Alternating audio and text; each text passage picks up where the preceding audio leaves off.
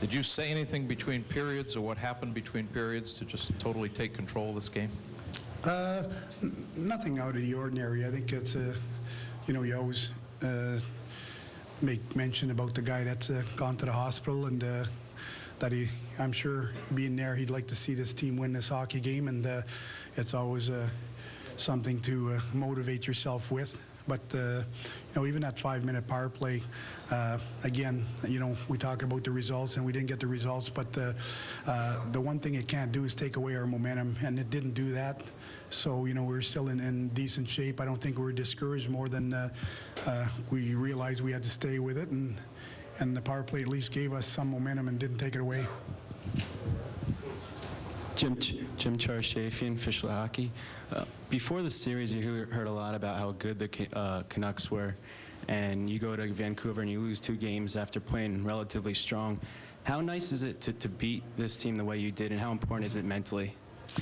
Well, what I would say to you is that in the playoffs, we've mentioned that throughout the whole playoffs since day one, is that whether you lose a game in overtime or you lose a game 10-0, it's only a loss in the loss column, and so we won by a big score tonight, but it's only a win, and we're still down 2-1, and that's the way I've approached it, and that's the way I've seen it. What's maybe encouraging is that we had our issues at scoring on Luongo, and tonight, we managed to find a way to score a lot of goals on him, so certainly good confidence-wise, but I don't think it's any reason for us to think that all of a sudden things have turned around. We expect a tough game next game, and I'm sure they're going to want to rebound back the way we did from those 2 tough losses. Coach, Rios Meiji from City TV. How do you feel about Milan Lucic's actions with Alex Burrows tonight? You guys were in control of the game, and he was getting in Burrows' face, given the whole biting incident. Yeah, well, I'll tell you what. I said this morning that I wouldn't accept it on our team, and it happened a couple of times tonight, and they've been told that I don't want any of that stuff. And, like I said, you got to live by your words. And it was disappointing for me to see that happen after what I said this morning. But part of it is my fault for not bringing it up to the guys. And they did it. Emotions got the better of them.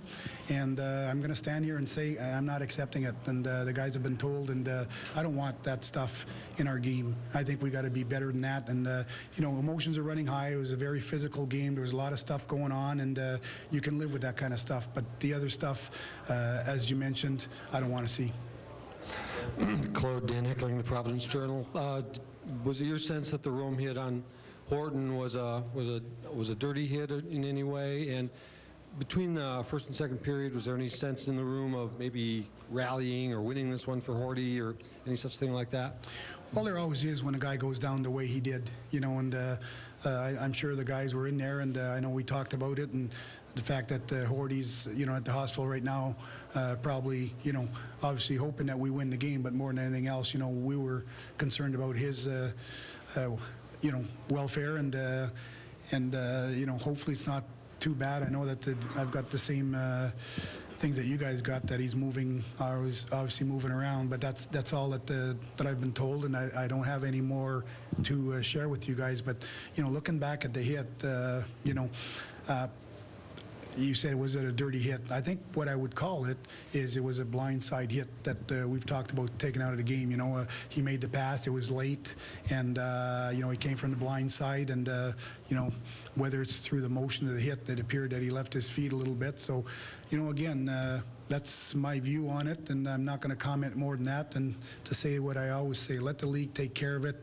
We're trying to clean that part of the game out, and let's see where they go with that. Coach, John Powers, Boston Globe. If Horty has to miss a game or 2, what do you think you would be able to do on that line? I know there were various guys that you put on at various times. How would that affect what you do? Well, we lost a pretty good player, and we'll have to move some players around. And right now I haven't really made my roster up for next game, so I can't give you that answer right now. But we'll find solutions. We always do, and we'll try and get the best fit for that line by next game. Jimmy Golan from the Associated Press. When did you get updates on Horton, and the team, the players, when did they find out how he was doing and stuff like that? How did that information get out? Well, basically, I found out the first time I saw it was up on the scoreboard, and then I went in the dressing room between periods, and I went in the clinic and asked a little bit more, and it was basically the same thing. They didn't know more than what was written there, that he was obviously moving, around a little bit. But I think, again, it was a blindside hit. I think everybody has a pretty good idea what the issue is. Bob Ryan, Boston Globe. Coach, could you comment on the special teams both ways? Well, Coach Claude Julien it's been of the criticized Boston enough the power Bruins. play anyway.